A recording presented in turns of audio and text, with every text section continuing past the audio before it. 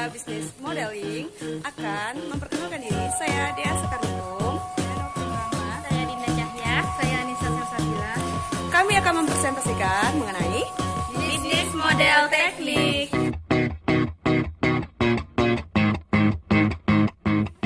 Oke, baiklah teman-teman, kali ini kami akan membahas mengenai bisnis model teknik.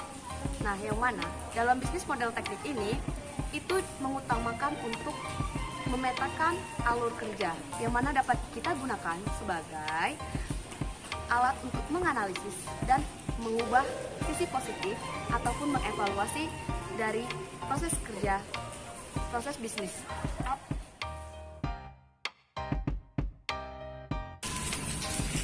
Teknik pemodelan bisnis yang pertama adalah BPMN. BPMN merupakan kepanjangan dari Business Process Model Annotation. BPMN bisa digunakan sebagai tools untuk menjelaskan bagaimana cara mendesain proses bisnis dan mendeskripsikan secara teknis bagaimana proses bisnis tersebut dieksekusi untuk keperluan otomasi. Secara notasi, BPMN itu lebih sederhana dan tegas dibandingkan dengan teknik pemodelan lainnya. Ada 4 notasi dasar yang dimiliki oleh BPMN. Yang pertama itu adalah lingkaran untuk menggambarkan acara. Yang kedua adalah persegi panjang dengan sudut membulat untuk menggambarkan aktivitas. Yang ketiga itu panah untuk menghubungkan objek. Panah itu ada 2. Yang pertama panah biasa untuk menggambarkan aliran urut dan panah putus-putus untuk menggambarkan aliran pesan. Yang keempat itu adalah getaway dengan bentuk belang ketupat untuk menggambarkan pilihan kondisi di mana ada kemungkinan perbedaan transisi. Keuntungan terbesar BPMN adalah standarnya dengan sifatnya didefinisikan dengan baik. BPMN saat ini sudah menjadi standar de facto pemodelan proses bisnis yang diakui secara internasional dan sudah dianut oleh perusahaan-perusahaan besar di skala dunia seperti IBM, Oracle.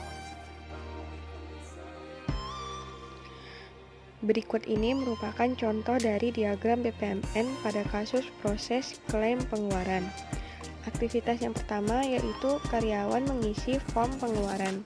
Di form ini, karyawan menunjukkan list biaya apa saja yang sudah dikeluarkannya untuk kepentingan perusahaan secara detail. Form tersebut kemudian diserahkan kepada supervisor.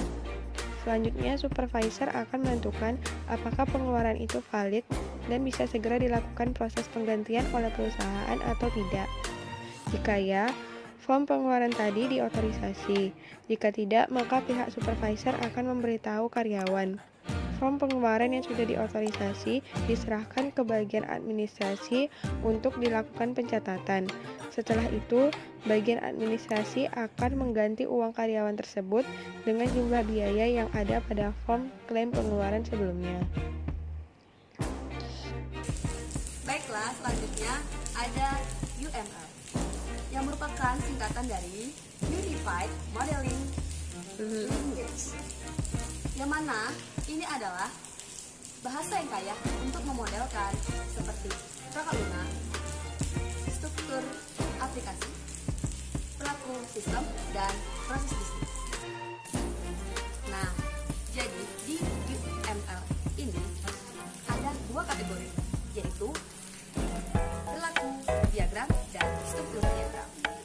Nah, di dalam struktur diagram menunjukkan perbedaan antara objek-objek dalam suatu sistem. Sementara di dalam perilaku diagram itu membuat bagaimana objek-objek tersebut saling berinteraksi dan membuat suatu sistem yang berfungsi. Nah, berikut adalah bagian dari diagram UML. Baiklah, dalam kategori struktural diagram itu terdiri dari composite struktur diagram, deployment diagram, package diagram, profil diagram, class diagram, object diagram, dan kompleks. Sementara di behavioral diagram itu ada state machine diagram, communication diagram, use case diagram, activity diagram, sequence diagram, teaming diagram, dan interaction overview diagram. Flowchart atau diagram alir merupakan diagram yang paling populer di dunia. Lalu, apa itu flowchart? Flowchart adalah suatu bagan yang berisi simbol-simbol tertentu yang digunakan untuk menggambarkan suatu urutan proses secara mendetail dan hubungan antar proses yang saling berkaitan untuk memecahkan suatu masalah yang ada di dalam program komputer maupun di dalam kehidupan kita sehari-hari. Dalam perancangan flowchart, sebenarnya tidak ada rumus mutlak atau patokan yang pasti. Ini dikarenakan perancangan flowchart adalah merupakan hasil dari pemikiran dan analisa yang dilakukan untuk memecahkan suatu masalah tertentu. Karena setiap analisa akan menghasilkan hasil yang bervariasi antara satu sama lain. Kendati begitu, perancangan flowchart terbagi menjadi 3 bagian, yaitu input, proses, dan output. Baiklah, gambar berikut adalah simbol-simbol dari flowchart. Yang pertama ada terminal, berfungsi sebagai menyatakan permulaan atau akhir suatu program. Yang kedua ada input atau output, menyatakan proses input atau output tanpa tergantung jenis peralatannya. Yang ketiga ada proses yang berfungsi sebagai menyatakan suatu tindakan atau proses yang dilakukan oleh komputer. Yang keempat decision, menunjukkan suatu kondisi tertentu yang akan menghasilkan 2 kemungkinan jawaban, ya atau tidak. Yang kelima konektor, menyatakan sambungan dari proses ke proses lainnya dalam halaman yang sama. Yang keenam, ada offline connector, menyatakan sambungan dari proses ke proses lainnya dalam halaman yang berbeda.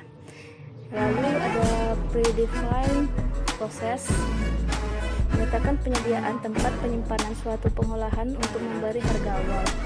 Yang kedelapan, punch card, menyatakan input berasal dari kartu atau output ditulis ke kartu. Yang sembilan ada punch step, lalu ada dokumen, mencetak keluaran dalam bentuk dokumen melalui printer. Yang ke-11, yang terakhir ada flow, menyatakan jalannya arus suatu proses. Nah, di sini saya akan menjelaskan contoh dari flowchart dalam kehidupan kita sehari-hari. Seperti yang sudah saya jelaskan, flowchart merupakan hasil pemikiran dan analisa seseorang. Jadi setiap orang mungkin akan memiliki pemikiran dan analisanya yang berbeda. Berikut contohnya, yaitu cara memasak mie. Pertama, kita memasak air di panci, lalu memasukkan mie ke panci. Setelah itu memasukkan bumbu-bumbu, lalu meletakkan mie di atas mangkuk. Setelah meletakkan mie di atas mangkuk, lalu hidangkan. Selesai.